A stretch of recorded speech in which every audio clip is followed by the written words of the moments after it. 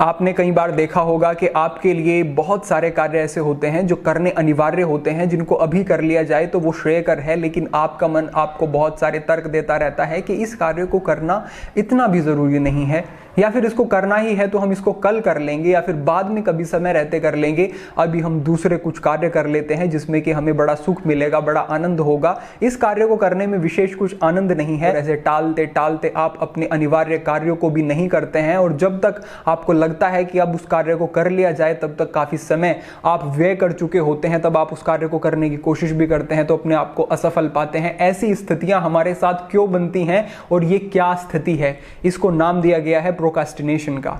अब इस स्थिति के लिए क्या हमारा केवल सामान्य व्यवहार ही उत्तरदायी है, या फिर हमारे मस्तिष्क के अंदर कुछ ऐसे हिस्से हैं जो इस कार्य के लिए, जो इस अवस्था के लिए उत्तरदायी हैं? या फिर योगिक सिद्धांतों के बारे में हम बात करें तो वहां पर भी हमारे स्वभाव में कुछ ऐसी चीजें हैं जिन पर नियंत्रण करके, जिनमें बदलाव ला करके हम विशेष बदलाव अपने व्यक्तित्व, व्यवहार और जीवन में ला सकते हैं। इन दोनों ही विषयों पर हम बात करेंगे, और तीसरे विषय पर हम बात करेंगे कि क्या वो तरीके हैं जिससे कि हम ये आलस्य की आदत, ये रोज रोज चीजों को टालने की आदत, या फिर अपने जीवन में आगे ना बढ़ने की आदत, अपने जीवन का बहुत सारा हिस्सा व्यय करते रहने की जो ये आदत है, इसको कैसे खत्म कर सकते हैं और तीव्र गति से अपने जीवन को और अधिक उत्कर्ष की ओर समृद्ध बनाने के लिए आगे कैसे बढ़ सकते हैं। इसको आप इस प्रकार समझ सकते हैं कि हमारे मस्तिष्क के दो अलग अलग हिस्से हैं, जिनमें से पहला हिस्सा है लिम्बिक सिस्टम और दूसरा हिस्सा है प्रीफ्रंटल कॉर्टेक्स।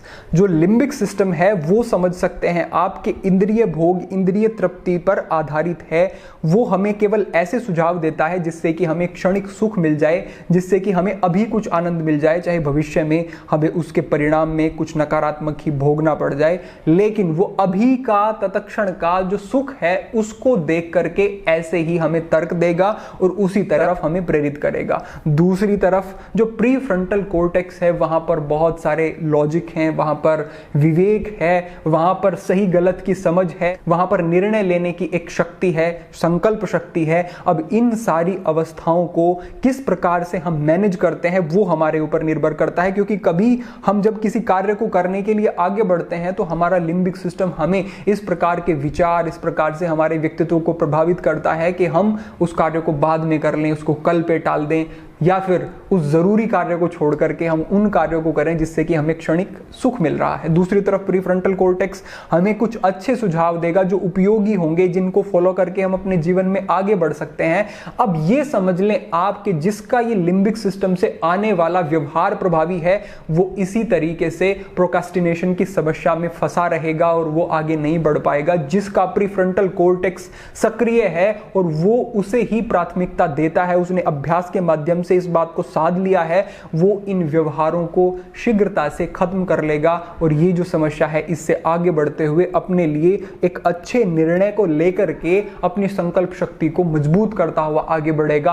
अब इन दोनों तरीकों से कैसे हम डील कर सकते हैं और कैसे हम अपनी प्रीफ्रंटल कॉर्टेक्स को विकसित कर सकते हैं, इसके विषय में हम अंत में जानेंगे। इससे आगे बढ़ते हुए अगर हम यौगिक सिद्धांतों के विषय में बात करते हैं तो यौगिक सिद्धांतों के अंतर्गत 3 स्तर पर बताया गया है कि सतोगुण, रजोगुण और तमोगुण, ये 3 गुण हैं। इन तीनों गुणों की समावस्था से ही प्रकृति का निर्माण हुआ है और हमारा स्वभाव भी इन तीनों गुणों के आधार पर ही चलता है। प्रत्येक व्यक्ति में वो जैसा कार्य कर रहा होता है, जैसी उसकी मनोस्थिति होती है, उसके आधार पर उसके व्यक्तित्व में कोई ना कोई एक गुण प्रभावी रहता है। जैसे कि मैं आपको थोड़ा सा विस्तार से समझाता हूं।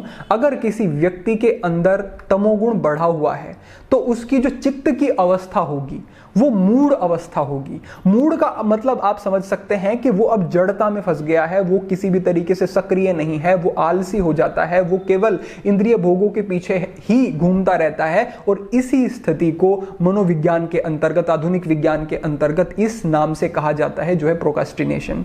अब इस स्थिति से बचने के लिए हमें करना क्या है कि हमें सतोगुण को बढ़ाना है। लेकिन कई बार आपने देखा होगा कि कुछ व्यक्ति जो कि व्यवहारिक दृष्टि से बहुत अधिक अच्छे व्यक्ति नहीं होते लेकिन प्रगतिशील होते हैं, वो अपने जीवन में आगे बढ़ना चाहते हैं, सफलता चाहते हैं, ऐसे व्यक्तियों के विषय में आप समझ लें कि ऐसे व्यक्तियों के व्यक्तित्व में रजोगुण बढ़ा हुआ है।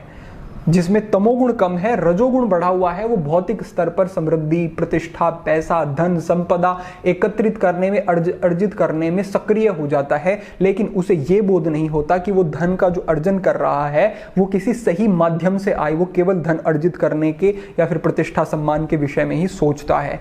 इससे आगे बढ़ते हुए जो स्थिति आती है सतोगुणी अवस्था, उसमें व्यक्ति सक्रिय भी हो जाता है, अपने आप को सही दिशा में भी ले जाता है, सही गलत का बोध भी रख सकता है, आलस्य को पूरी तरह से समाप्त कर सकता है, जो कार्य जब करना अनिवार्य है उसे तब कर सकता है। इस अवस्था में जो एक गुण बनता है हमारे चित्त का, वो एकाग्र बनता है, एकाग्रता आनी शुरू हो जाती है। इससे पीछे की अगर हम बात करते हैं तो वो 3 अवस्थाएं जो कि प्राथमिक चित्त की अवस्थाएं कही गई हैं, जिनके विषय में हमने पहले भी बात की है। पहली एक क्षिप्त, मूढ़, विक्षिप्त। क्षिप्त अवस्था में हमारे अंदर रजोगुण की प्रधानता, मूढ़ अवस्था में हमारे अंदर तमोगुण की प्रधानता और विक्षिप्त अवस्था में हमारे व्यक्तित्व के अंतर्गत सतोगुण की प्रधानता रहती है, लेकिन रजोगुण तमोगुण प्रभावी होते रहते हैं। यानी कि उस व्यक्ति का व्यक्तित्व कुछ स्थिर नहीं होता, कभी वो एकाग्र हो जाएगा और कभी वो आलसी, कभी वो एकाग्र और सही नीति से कार्य करने वाला हो जाएगा और कभी वो गलत नीति से कार्य करने वाला। तो ऐसी स्थिति में वो भटकता रहता है। इस स्थिति से ऊपर बढ़ने के लिए हमें एकाग्र अवस्था में जाना पड़ेगा और उसके लिए हम अब बात करते हैं कि हम क्या कर सकते हैं। अब मैं आपको 2 अलग अलग स्थितियों के विषय में अवगत कराता हूं। सबसे पहला है कि ऐसे बहुत सारे रिसर्च होती रहती हैं, प्रयोग होते रहते हैं जो कि हमारे यौगिक सिद्धांतों के ऊपर होते रहते हैं। एक समाधिस्थ व्यक्ति की चित्त की और दिमाग की अवस्था क्या होती है, ध्यान करने वाले व्यक्ति की क्या होती है, एक शांभवी मुद्रा का अभ्यास करने वाले व्यक्ति की क्या होती है, और इन सभी शोध और सभी प्रयोगों में आश्चर्यजनक परिणाम देखने को मिले हैं, क्योंकि ये जो यौगिक सिद्धांत हैं ये बहुत गहनतम स्तर पर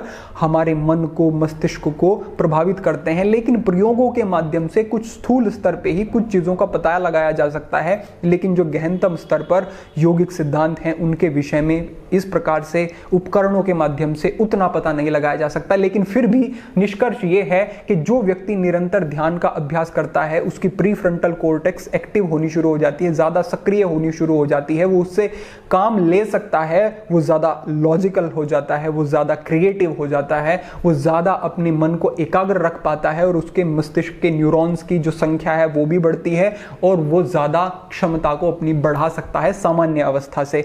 तो ये निश्चित है कि अगर एक व्यक्ति ध्यान का अभ्यास निरंतर करता है तो उसे आश्चर्यजनक परिणाम प्राप्त हो सकते हैं। ध्यान एक ऐसा विषय है जिसको हम 2 शब्दों में व्यक्त नहीं कर सकते। ये एक मन की, विचारों की, जीवन की पूरी एक व्यवस्था है जिसको लेकर के अगर हम आगे बढ़ते हैं तो हम अपने जीवन के हर स्तर पर लाभ पहुंचा सकते हैं अपने आप को। हमें किसी प्रकार का चिंता, तनाव है उस स्तर पर भी, एकाग्रता चाहिए उस स्तर पर भी, बौद्धिक क्षमताओं को बढ़ाना है उस स्तर पर भी, आध्यात्मिक प्रगति चाहिए उस स्तर पर भी, हम हर स्तर पर अपने आप को सक्षम बना सकते हैं। लेकिन इन सिद्धांतों को समझना जरूरी है। ध्यान के विषय में सनातन हठ योग पर मार्गदर्शन होना हम अभी शुरू हो गया है, वहां पर अगर आप जुड़ते हैं तो आपको काफी विस्तृत मार्गदर्शन भविष्य में भी प्राप्त होता रहेगा।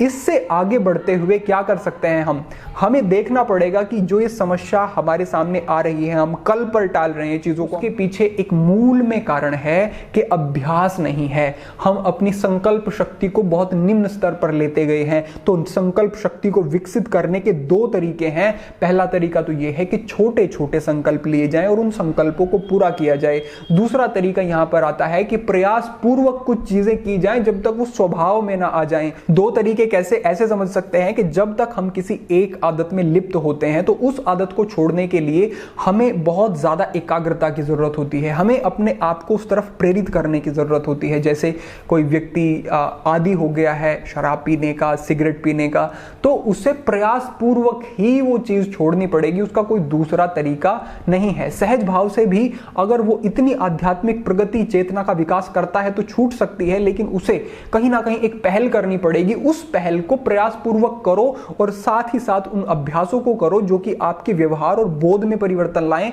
धीरे धीरे आप पाएंगे कि जो शुरुआत आपने प्रयास से की थी, कोशिश से की थी, अब उसको रोकने के लिए आपको कोशिश नहीं करनी पड़ती है, मन से ही वो आपने त्याग कर दिया। वही वास्तविक त्याग है किसी भी स्थिति में जो मन से किया जाए। जो मन से ही छूट गई वस्तु वो पुनः आपके जीवन में दोबारा प्रवेश नहीं कर सकती, अन्यथा कुछ जैसे ही व्यक्ति कमज़ोर पड़ता है, जैसे ही प्रेरित करती हैं कोई चीज़ें, वो फिर उन्हीं में लिप्त हो जाता है। तो ध्यान रखें कि हमें अपने आप को पहले प्रयासपूर्वक और फिर स्वभाव से उन चीज़ों को छोड़ना है। छोटे छोटे संकल्प करने हैं, उन छोटे छोटे संकल्पों को पूरा करना है, फिर धीरे धीरे आप पाएंगे कि बड़े संकल्पों को भी आप पूरा कर पा रहे हैं। और जो ये सिद्धांत है, इसको ही आप अंतिम सिद्धांत मान लें कि अगर जीवन में सतोगुण प्रभावी है, सक्रिय है, बढ़ा हुआ है, तो आपके व्यवहार में एक सुंदरता, एक आनंद और एक संतोष और प्रगति, विशाल प्रगति और आपकी योग्यताओं का विकास निरंतर होता रहता है। तो आप उन क्रियाओं को करें, उस तरीके से अपने जीवन को जिएं, उन सब योगाभ्यास, ध्यान और उन सब स्वाध्याय आदि अच्छी आदतों को अपने जीवन में डाल दें, जिससे कि सतोगुण बढ़ता है।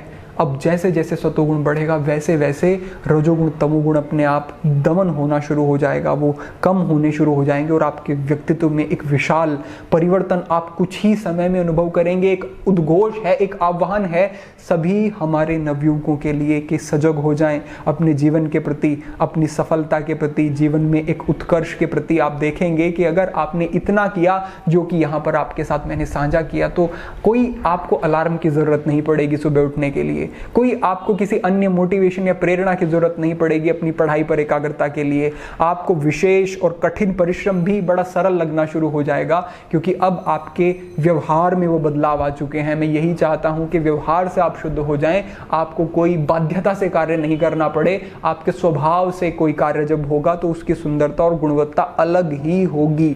इस चीज को समझ लें और इस समस्या से आप बाहर निकलें। आप जो संकल्प कर लें वो दृढ़ हो जाए, निश्चित हो जाए। आप देखेंगे कि जीवन की दिशा ही इन सब चीज़ों से बदल गई आपके। तो आज के लिए ये आपके लिए मार्गदर्शन है। हमने जो वैज्ञानिक सिद्धांत के आधार पर है वो थोड़ा समझा, और हम यौगिक सिद्धांत जो कि हमारा मुख्य सिद्धांत है उसको लेकर के हम निरंतर आगे बढ़ रहे हैं, उसको समझ रहे हैं और उसी दिशा में हमें कार्य भी करते रहना है। और हमने ये भी जाना कि किस तरह से हम इन चीज़ों में बदलाव ला सकते हैं। तो इन सब चीज़ों को ध्यान रखें, स्मरण रखें। भविष्य में अन्य विषयों पर आपकी जिज्ञासा के अनुसार मार्गदर्शन होता रहेगा। आज के लिए इतना ही। सभी के लिए प्रार्थना, सभी के लिए मंगल कामना। ओम नमः शिवाय।